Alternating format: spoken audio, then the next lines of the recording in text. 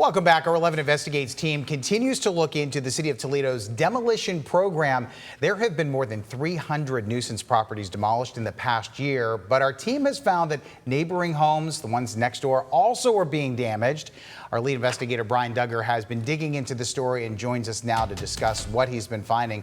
Brian, really eye-opening situations and things happening here. Can you imagine the house next to you is being demolished, there's damage to your home, and the city says we don't have to pay for it? Yeah, I mean, that's really frustrating for everybody I've talked to. And, you know, I get it. When you look at some of these, inner city neighborhoods where a lot of the demolitions are happening right now, and eventually they're going to spread out to other areas of the city.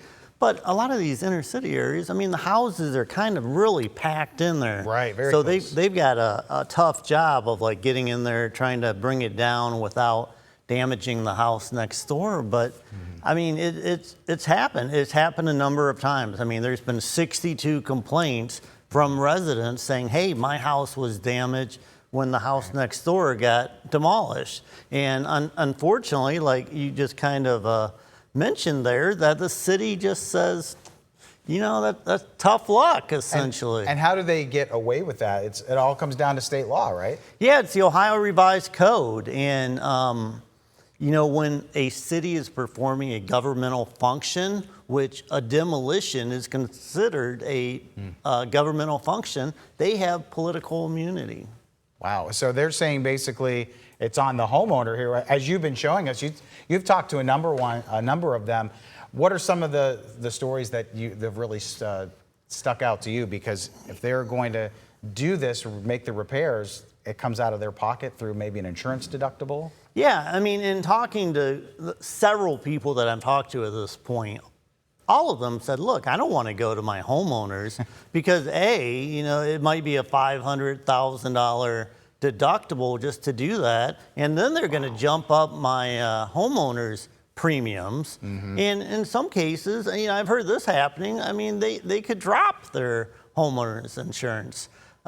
So yeah, I mean, they don't want to do this, and they're frustrated because, Tim, you look at some of these, the damage that's happened. In some cases, it's a really minor stuff, right? Like a fence that just kind of broken, and it might cost like an hour of time for a city employee, and you know, for whatever reason, city just doesn't want to dedicate that amount of time. Some low-hanging fruit there that they could have taken care of, but they didn't. Last night you had a story, Brian, about 3 residents affected. How frustrated are they with the city? Yeah, I mean, they really are. And what we've seen, so we have a list of the 62 complaints, 27 have been elevated to the law department, and only 3 have been paid.